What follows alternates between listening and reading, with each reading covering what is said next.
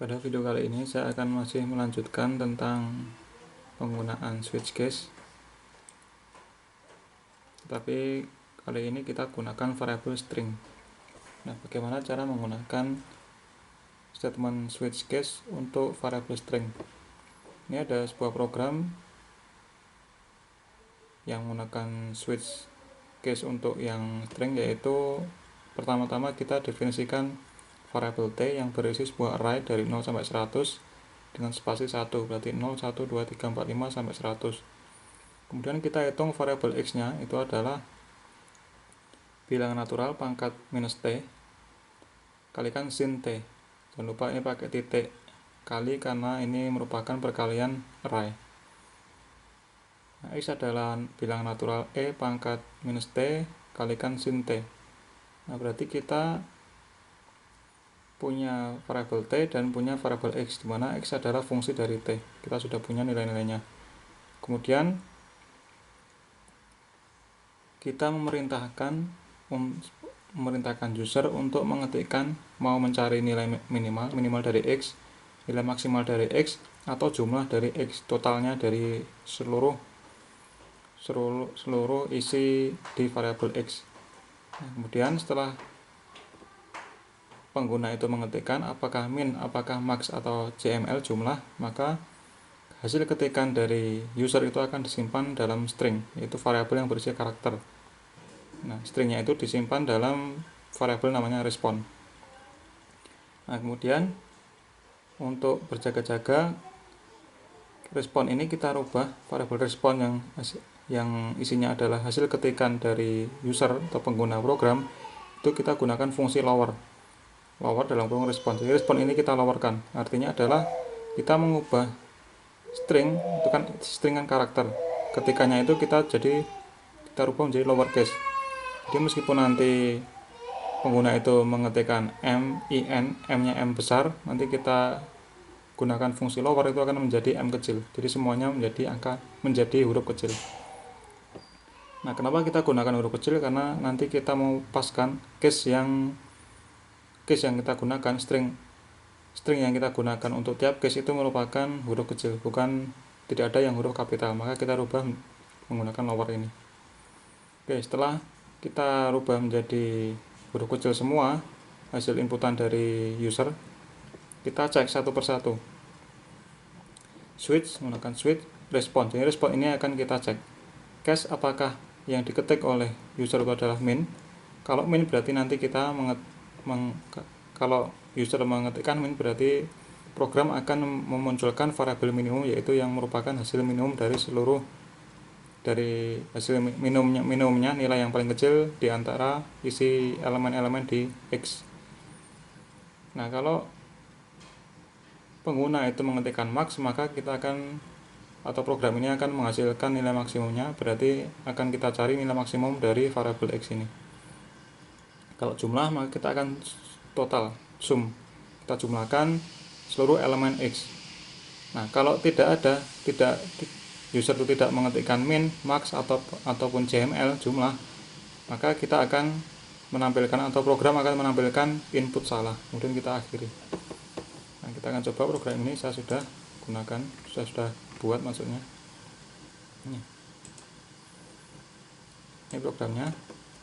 Semoga kelihatan.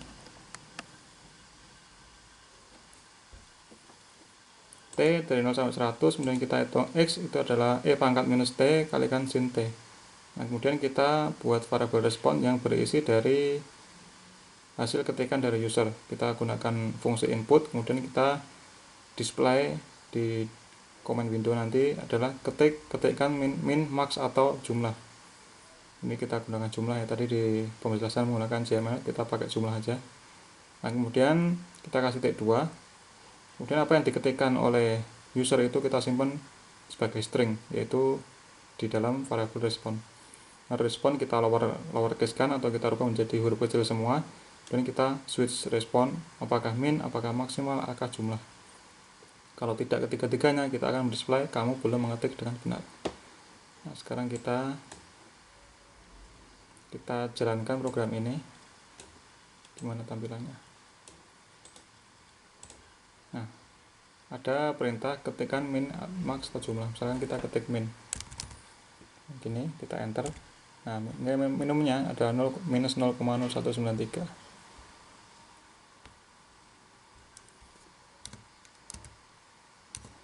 Kita clear, kita coba yang maksimal,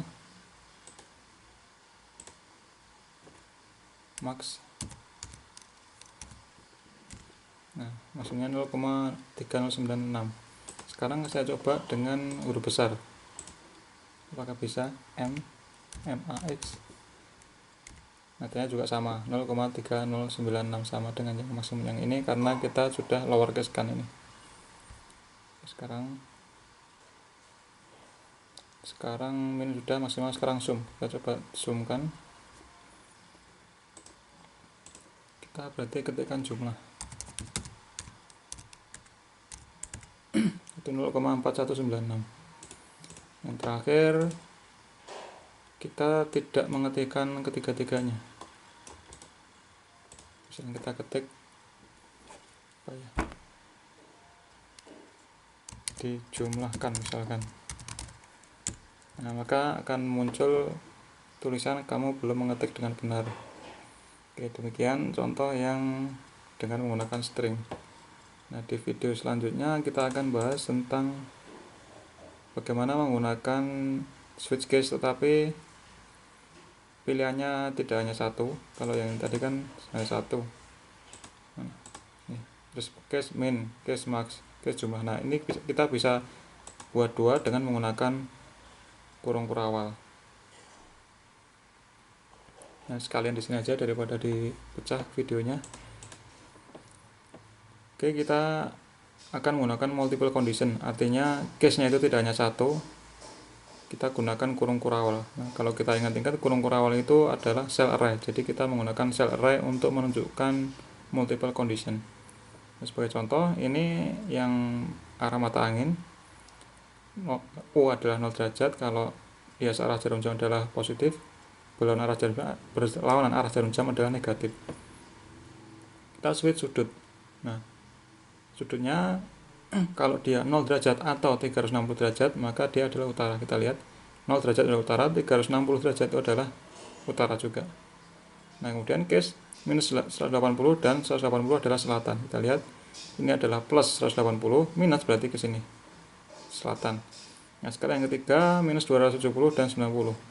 Minus 270 adalah gini, ini adalah minus 180, kemudian minus 270 segini, berarti dia adalah timur. Timur juga bisa kita nyatakan dengan plus 90 derajat. Oke, sekarang yang barat. Barat itu minus 90 derajat atau dia positif 270 derajat, itu adalah barat. Nah, kalau kita tidak menunjukkan angka-angka atau kita mengetikkan angka selain dari ini, kalau nilai angle selain dari yang kita sebutkan ini, itu adalah kita akan menampilkan tidak tahu gitu, n. Nah, programnya seperti apa? Dan seperti ini nih.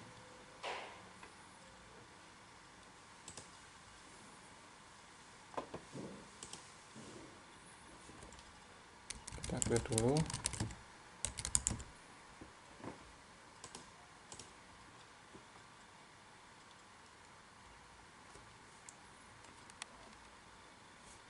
Nah, ini switch angle 0 sama kayak tadi, pakai kurung kurawal, display utara, selatan, timur, barat, dan direction unknown, tidak tahu.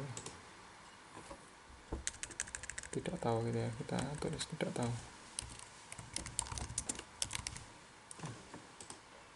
Berarti kita harus mengetikkan nilai angle-nya dulu, nilai sudutnya.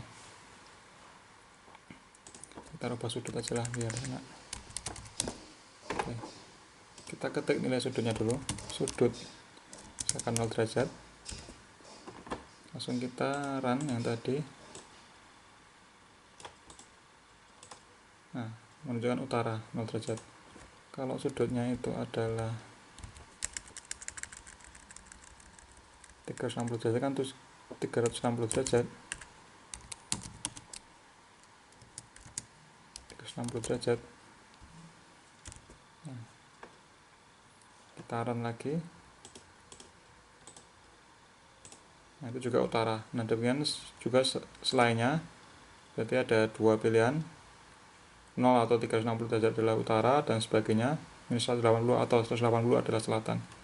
Nah, sekarang kalau kita ketikkan sudutnya itu selain dari yang kita sebutkan, misalkan 100 derajat, lalu kita run, tidak tahu.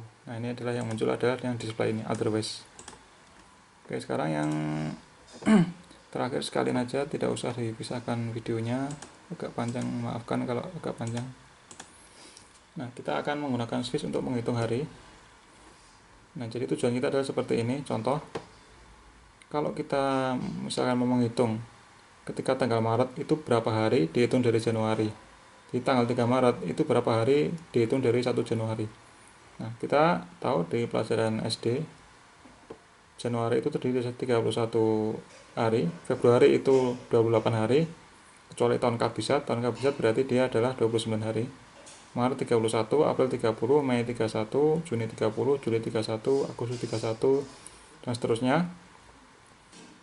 Itu adalah jumlah hari dalam satu tahun. Kemudian nanti dalam MATLAB kita tidak gunakan huruf ini, kita gunakan angka. Bulan 1, bulan 2, bulan 3, bulan 4, bulan 5, 6, sampai 12.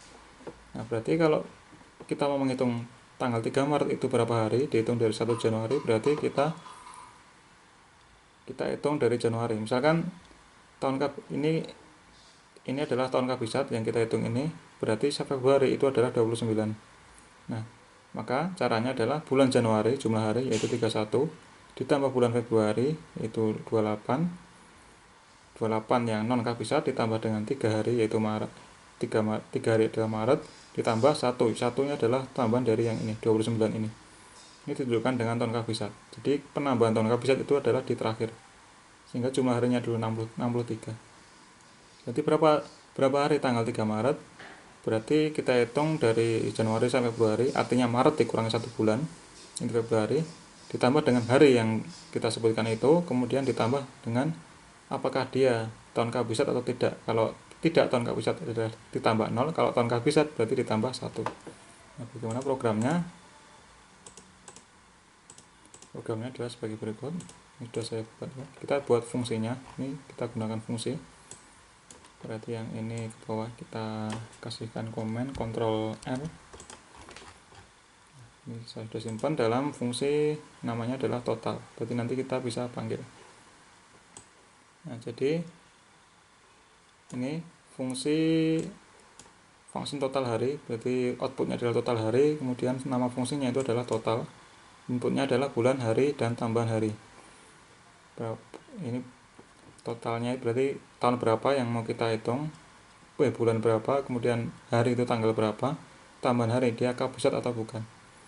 Nah, kita outputnya adalah total hari sama dengan hari. Nah, harinya itu apa? Hari itu berarti yang total hari sama dengan hari. Total harinya itu sama dengan hari yang nanti kita hitung.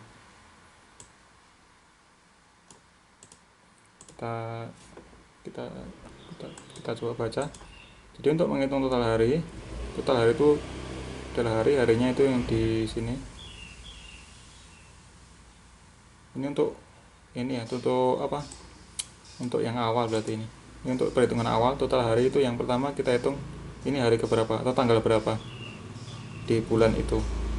Ini ada kondisi awal. Kemudian untuk K sama dengan 1 sampai bulan dikurangi 1. Seperti tadi ya, kalau kita menghitung Maret berarti yang kita hitung adalah bulan 3 dikurangi 1, yaitu bulan 1 dan 2, Januari dan Februari. Switch K. Nah, ini kita gunakan case. Nah, ini ada beberapa pilihan ya. Jadi supaya case-nya tidak banyak, case-nya itu jika dia bulan 1, 3, kemudian 5, 7 itu kan berarti 31 semua. Ini adalah yang jumlah total harinya adalah 31. Itu 3, 5, 7, 8, 10, 12. Bisa dicek di sini. 12 juga 31, kemudian 10 juga 31. Nah, ketika case ini bulan-bulan yang ini berarti nanti total harinya adalah total